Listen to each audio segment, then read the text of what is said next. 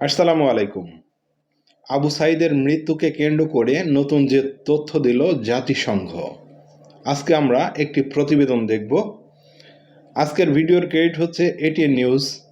ভিডিওটি বেশি বেশি শেয়ার করবেন, নতুন হলে চ্যানেলটি সাবস্ক্রাইব করতে ভুলবেন না।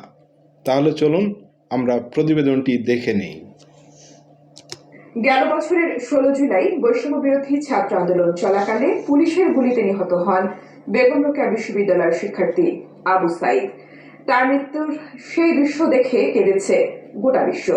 বরং এই হত্যাযজ্ঞের ঘটনাকে ভিন্ন দিকে মোড় দিতে কাজ করেছে হাসিনা সরকার, কিন্তু শেষ পর্যন্ত সেই সুযোগ আর হয়নি। 5 আগস্ট পালাতে হয়েছে ভারতে। এদিকে অভ্যুত্থানের 6 মাস পর একটি তদন্ত প্রতিবেদনে নিহত আবু সাঈদকে নিয়ে নতুন তথ্য দিয়েছে জাতিসংঘ। কি বলল সংস্থাটি, জানাচ্ছেন এসআই রাজ। জুলাই আগস্ট গণ অভ্যুত্থানের পর অন্তর্বর্তী সরকারের প্রধান উপদেষ্টা ডক্টর মোহাম্মদ ইউনূসের আহ্বানে গত সেপ্টেম্বরে বাংলাদেশে অনুসন্ধান কার্যক্রম চালায় জাতিসংঘের মানবাধিকার বিষয়ক হাই কমিশনের তদন্ত দল। 12 ফেব্রুয়ারি সুইজারল্যান্ডের জেনেভায় সংবাদ সম্মেলন করে প্রতিবেদনের বিভিন্ন দিক তুলে ধরেন জাতিসংঘের মানবাধিকার বিষয়ক হাই কমিশনার ভলকার তুর্ক।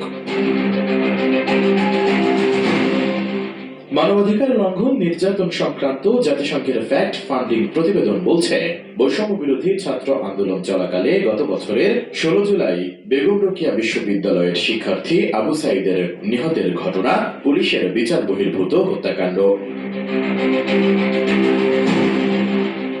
ভুক্তভোগী ব্যক্তি, প্রত্যক্ষদর্শীদের বর্ণনা এবং ভিডিও ফুটেজ বিশ্লেষণের ভিত্তিতে পুলিশকে সরাসরি এই হত্যাকাণ্ডের সঙ্গে জড়িত থাকার যথেষ্ট প্রমাণ পেয়েছে জাতিসংঘ।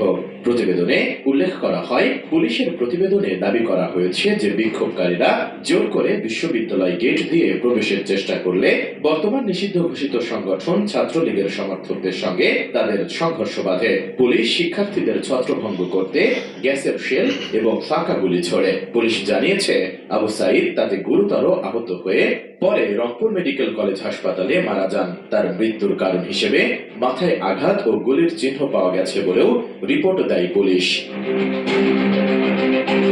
কোটি মানুষের আস্থা ভালোবাসায় 11 বারের মতো দেশের 1 নম্বর refrigerator brand Walton.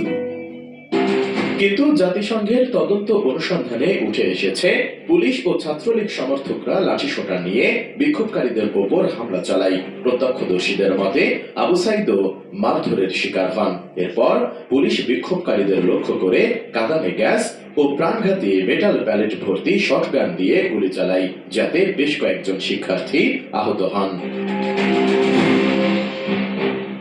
Video footage ও প্রত্যক্ষদর্শীদের সাক্ষ্য অনুযায়ী পুলিশ গুলি চালানোর সময় আবু সাঈদ দুহাত প্রসারিত করে বুক টান করেছিলেন এবং কারোর জন্য তিনি কোনো হুমকি তৈরি করেননি।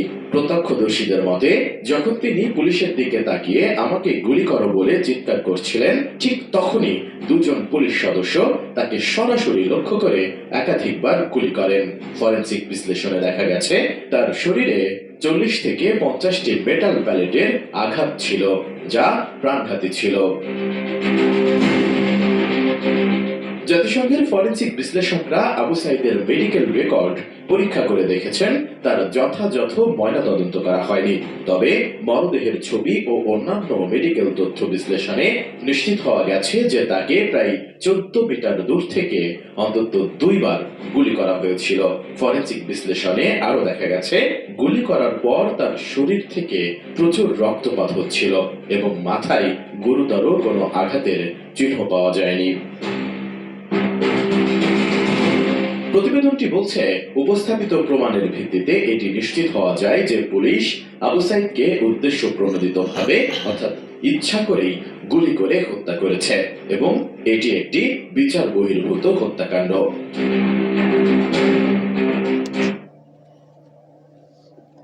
এই একটি প্রমাণিত যথেষ্ট, আর লাগে কিসের জন্য, তাই না?